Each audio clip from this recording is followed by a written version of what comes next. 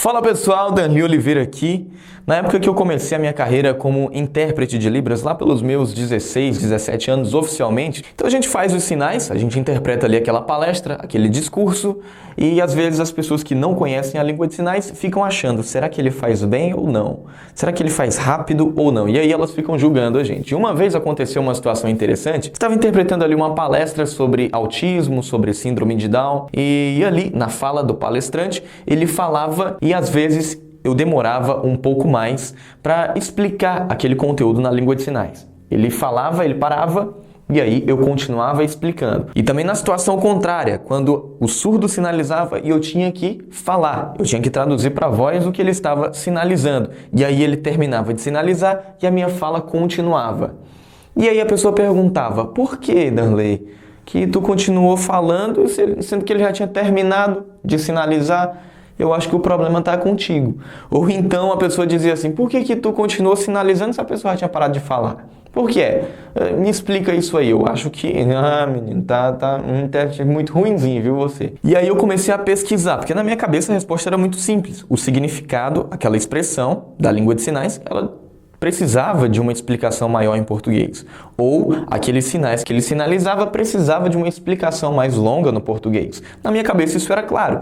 Só que aí, a partir desse momento, eu tinha que pesquisar para entender o porquê. O motivo que isso acontecia. Essa demora na explicação, essa explicação um pouco mais longa, tanto para traduzir para a língua de sinais, quanto para traduzir para o português. Por que isso acontece? E aí, pesquisando, eu encontrei várias pesquisas que explicam esse processo de transferência do português para a língua de sinais e vice-versa. Essa demora na explicação, ela tem um nome que se chama assim, ó, é quase o meu nome. Olha aí, fica fácil você lembrar. Ó. E o nome utilizado para denominar isso é delay, que se a gente analisa o significado dessa palavra, fica até mais fácil de entender o porquê. Vem do inglês, que significa atrasar. Então você que é intérprete, que às vezes você fica achando que o problema é com você e não é. Na transferência do português, a pessoa está falando aqui em português, você vai transferir para a língua de sinais, esse processo ele vai demorar um pouco mais. Tem esse intervalo de tempo para tradução de um idioma para o outro. Ou então o surdo está sinalizando e aí você tem que traduzir para o português. Vai demorar um pouco mais a sua explicação em português. A língua de sinais vai parar e você vai demorar um pouco mais. E às vezes o surdo vai continuar sinalizando aqui, mas você já passou o sentido completo. Também acontece este caso. Então o problema pode não ser com você, pode ser por causa do delay entre um idioma e outro, né? Esse processo de transferência. Esse delay aqui é que nem a criança quando ela cai. E aí ela tem esse delay, essa demora, né? Meu Deus, eu estava em pé agorinha e agora já estou no chão. Aí fica se limpando. E aí só depois ela chora. Tem esse espaço de tempo. Aquela pessoa que entende a piada depois que já passou a graça, né?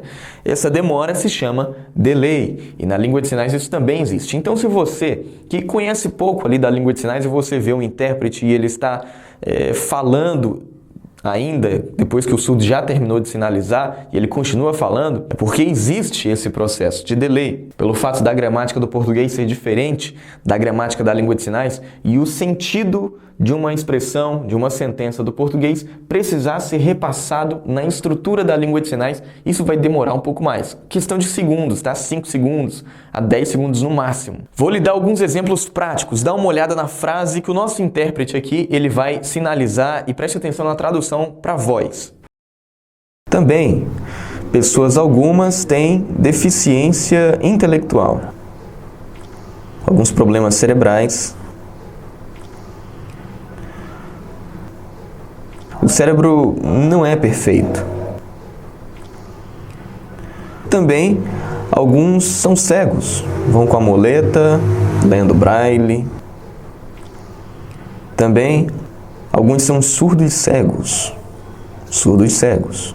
E também surdos. Agora presta atenção nessa frase que a gente vai pegar do português e vai traduzir para a língua de sinais. Como é que vai ser esse intervalo de tempo? Dá uma olhada. Também, algumas pessoas elas possuem deficiência intelectual. Elas possuem algum problema cerebral onde o cérebro não trabalha perfeitamente. Também algumas pessoas elas são cegas, né? E aí elas precisam utilizar a muleta, elas utilizam o braille para poder adquirir conhecimento. Algumas outras são cegas, surdas cegas e também os surdos.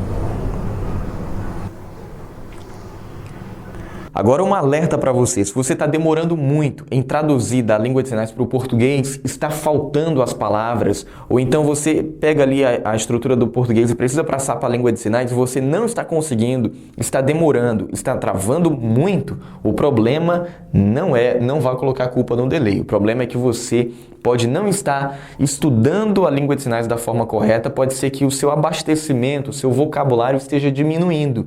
Isso é um sinal, olha só, isso é um sinal de que você precisa estudar um pouco mais, você precisa se atualizar. Deu para entender isso? Então, não é sempre culpa do delay, não. Isso aqui é muito rápido, questão de segundos. Se você está demorando, está travando, está esquecendo os sinais das palavras, o problema pode ser porque o seu abastecimento aí de sinais, de vocabulário, está caindo, está se enferrujando. Então estude mais, tranquilo? Se você é pesquisador da área e quer se aprofundar mais nesse conteúdo, vou deixar aqui na descrição desse vídeo um link de um artigo, de uma pesquisa que um professor e grande amigo meu pesquisou aí sobre esse assunto do delay. Agora ele é doutorando. Vou deixar esse assunto aqui para você se aprofundar mais. Não é um texto simples de ler, mas é um texto muito rico, acredito que pode ser útil para você que já está aí mais avançado. Agora me conta, já aconteceu de você demorar para sinalizar alguma coisa? Faltou um sinal? Alguma vez você teve que traduzir para o português e o surdo parou de sinalizar e você continuou falando? Como foi que você se sentiu? Comenta aqui embaixo que eu quero saber. E se você gostou desse vídeo, você já sabe. Clica aqui no gostei, compartilha aí com as pessoas que você mais gosta. E se você é novo aqui e deseja ficar por aqui, seja muito bem-vindo e bem-vinda. É só se inscrever aqui no canal.